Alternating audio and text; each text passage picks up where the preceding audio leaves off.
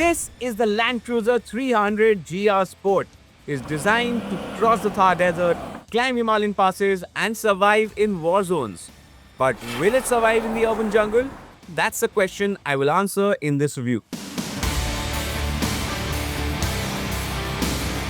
It's nearly 5 meters long, towering almost 2 meters, and it's almost wide enough to not fit in a parking slot. It's gargantuan, there's no doubt about it, and it's really a big task to fit the LC in a parking lot. Thankfully, it gets 360-degree cameras and parking sensors to help ease it out a bit. Once you slot it in, another task comes up in front of you. How do you get out? What you get with that humongous size is massive road presence. I mean, just look at it. There is no way puny auto rickshaws, e-rickshaws and hatchbacks won't get out of their way once they see this Toyota lettering in their rear view mirror. Now, this is the GR Sport variant. That means you get a blacked out grille with this thick chrome slat running across. The standard LC300 gets a chrome grille with the Toyota logo right in the middle. The GRS also gives it a new set of alloy wheels and a much better approach angle, which will help it in off-roading and water wading. And we all know how immediately that happens in our cities. And if that happens, water wading will be easy, but what will not be easy is getting into the car.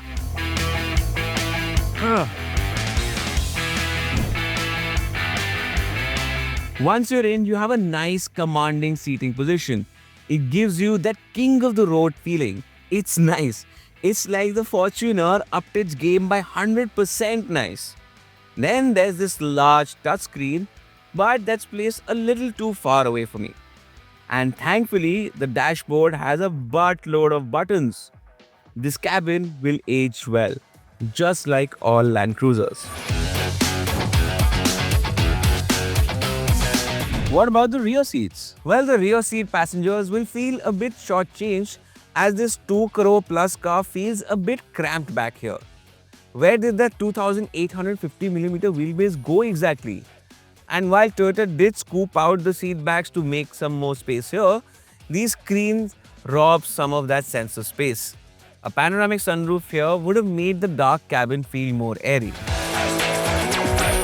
So, how does that king of the road feeling translate onto the road? I'm out with the car in heavy traffic and there's just that looming sense that someone will hit my car or I will hit someone with my car in this bumper to bumper traffic.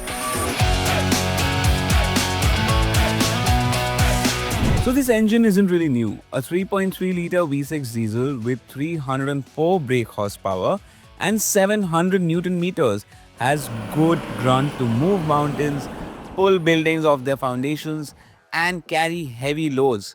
But in this city traffic, it feels more than enough, honestly. Well, speed breakers feel like wrinkles on the road and small bumps feel non-existent.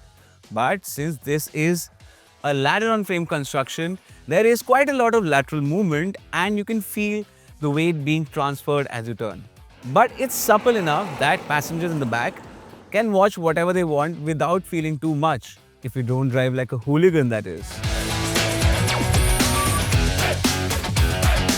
Toyota is known for over-engineering its cars and of course that includes safety also.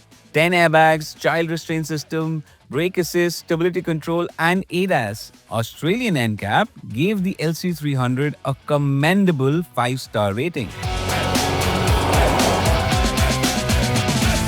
So who is this car for apart from heads of state, politicians, peace workers and off-road enthusiasts? Well, primarily for people who can spend 2.5 crores on a car but want something slightly inconspicuous than a Range Rover and is not heavy on the wallet while servicing and doesn't break down randomly. It's quite literally a no-nonsense car. Would you get one in your garage if you had the money? Would you get one in white or black? Those are the only 2 color options available. Let us know in the comment section.